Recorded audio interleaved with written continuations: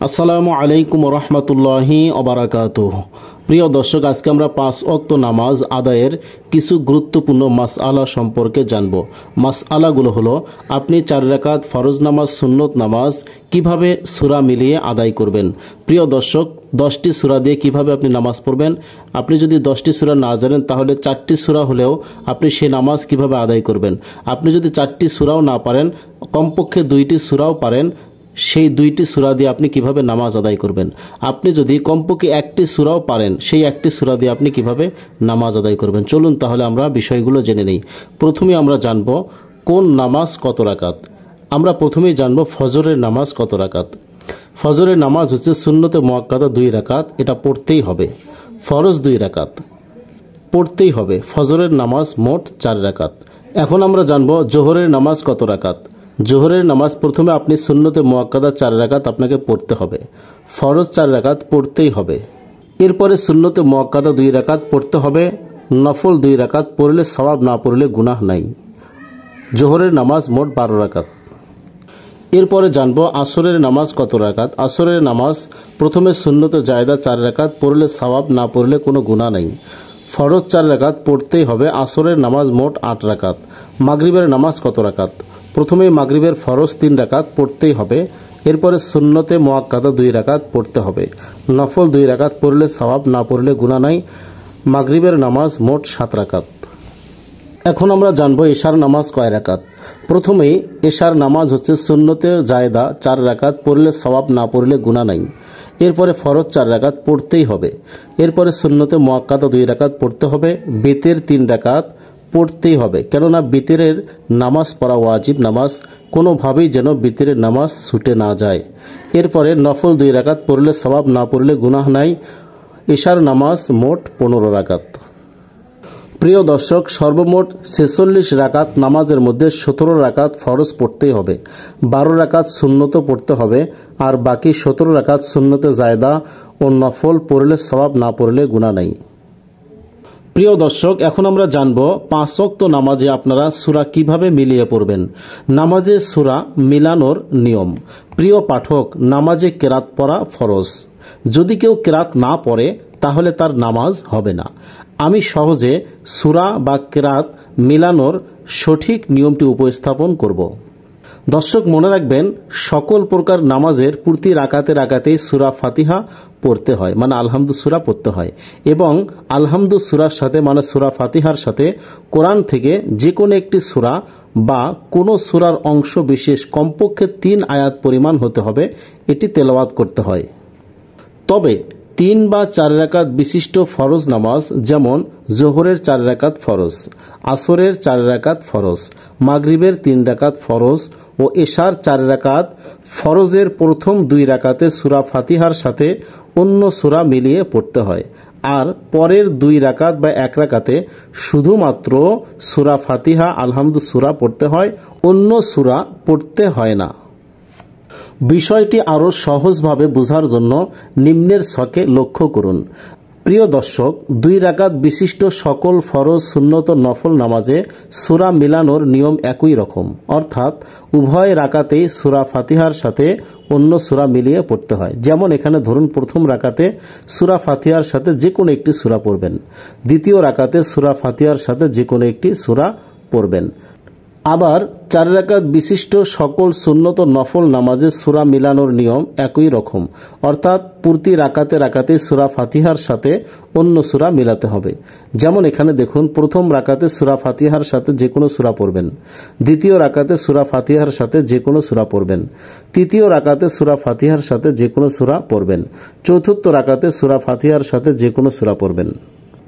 এই নিয়মটি হচ্ছে শুধুমাত্র 4 রাকাত বিশিষ্ট সুন্নত ও নফল নামাজে সূরা মিলানোর নিয়ম। কিন্তু 3 বা 4 রাকাত বিশিষ্ট সকল ফরজ নামাজের প্রথম 2 রাকাতে সূরা ফাতিহার সাথে অন্য সূরা মিলিয়ে পড়তে হবে, আর পরের 1 বা 2 রাকাতে সূরা ফাতিহার সাথে কোনো সূরা মিলিয়ে পড়তে হয় না। যেমন দেখুন, প্রথম রাকাতে সূরা ফাতিহার সাথে যে কোনো সূরা পড়বেন, দ্বিতীয় রাকাতে সূরা ফাতিহার সাথে যে কোনো সূরা মিলিয়ে পড়বেন, তৃতীয় রাকাতে শুধুমাত্র সূরা ফাতিহা পাঠ করবেন, চতুর্থ রাকাতে শুধুমাত্র সূরা ফাতিহা পাঠ করবেন।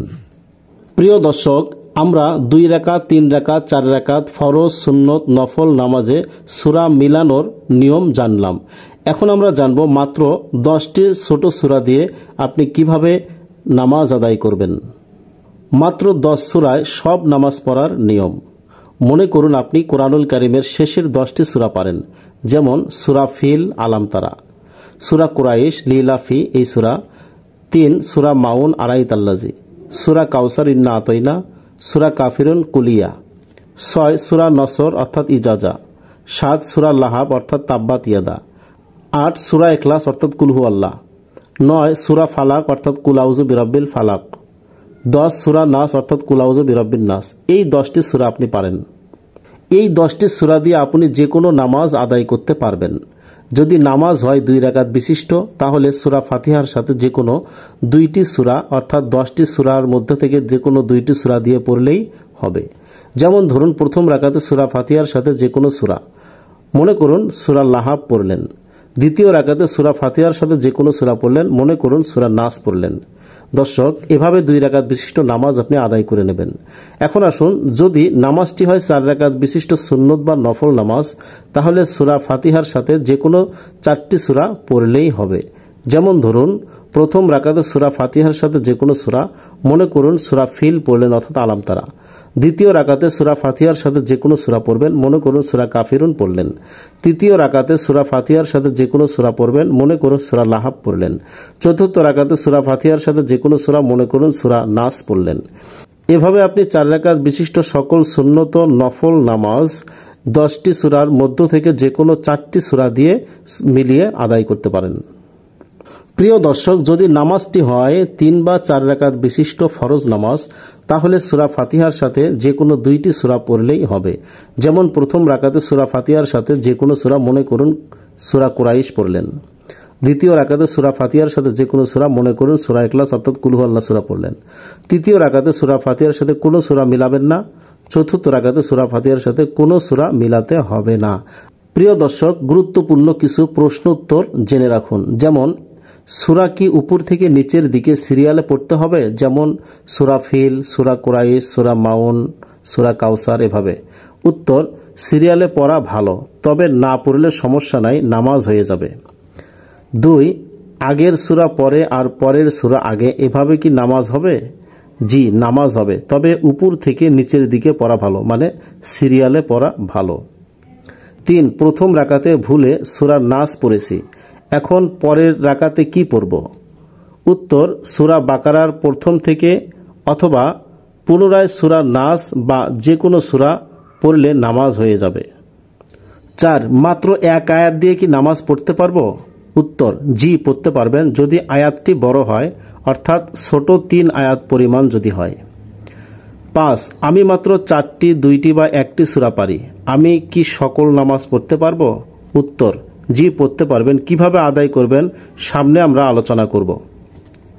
6, প্রথম রাকাতে ছোট সূরা, দ্বিতীয় রাকাতে বড় সূরা পড়লে কি নামাজ হবে? জি, নামাজ হবে, তবে সুন্নত হলো প্রথম রাকাতে বড় সূরা, দ্বিতীয় রাকাতে ছোট সূরা পড়া। 7, প্রথম রাকাতে যে সূরা পড়ব, দ্বিতীয় রাকাতে 2 সূরা বাদ দিয়ে পড়তে হবে?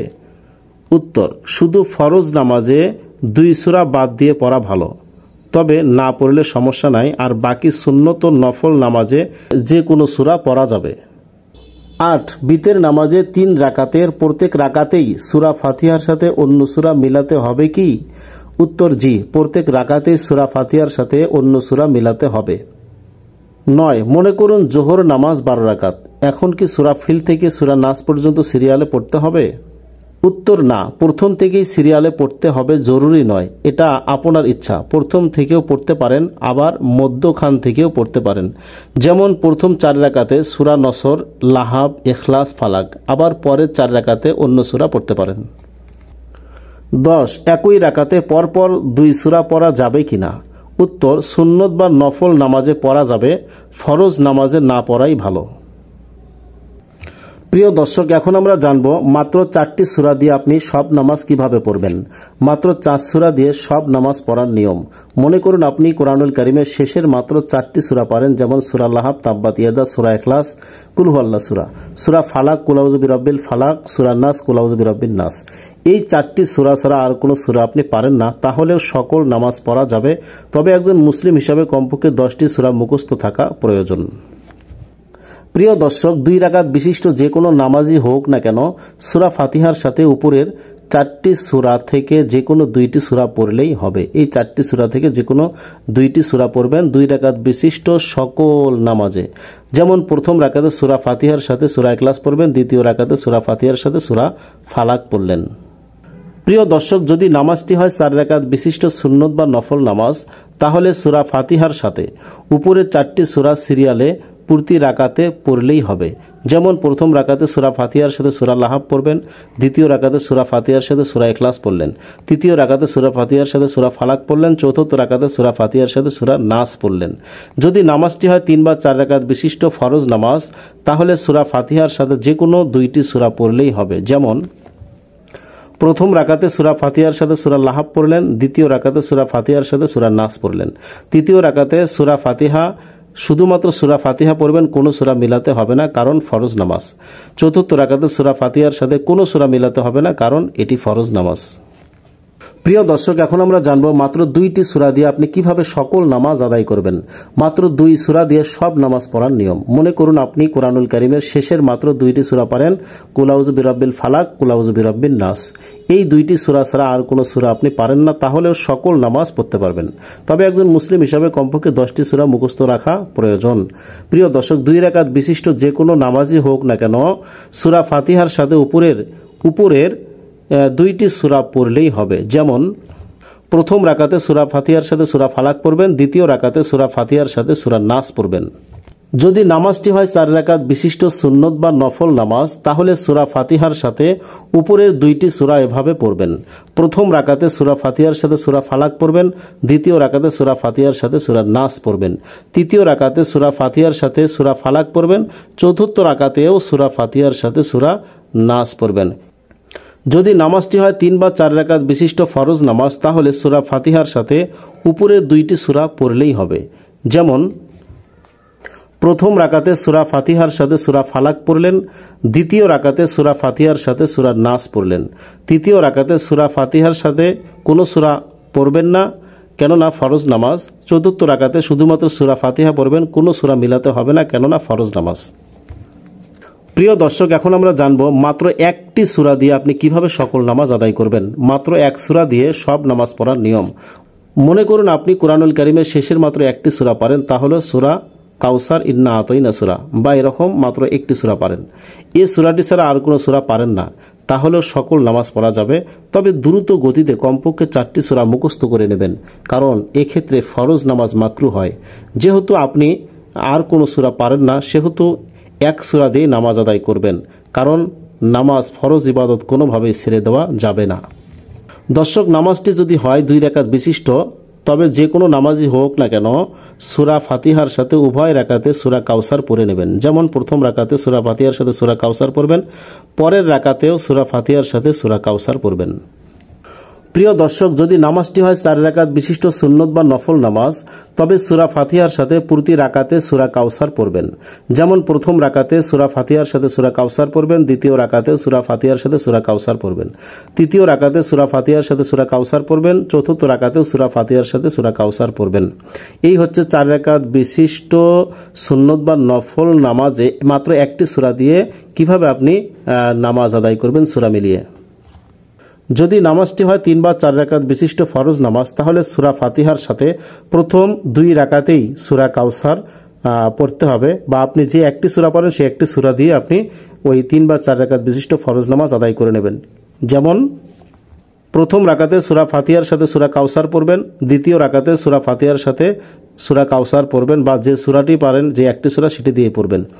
তৃতীয় রাকাতে শুধুমাত্র সূরা ফাতিহা পড়বেন, চতুর্থ রাকাতেও শুধুমাত্র সূরা ফাতিহা পড়বেন, মানে আলহামদু সূরা পড়বেন, আর কোনো সূরা মিলাতে হবে না, কেননা ফরজ নামাজ।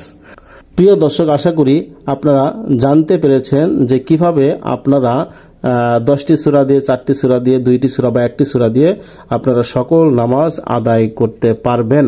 প্রিয় দর্শক, আশা করি আপনারা বুঝেছেন। সকলেই ভালো থাকুন, সুস্থ থাকুন। আল্লাহ হাফেজ।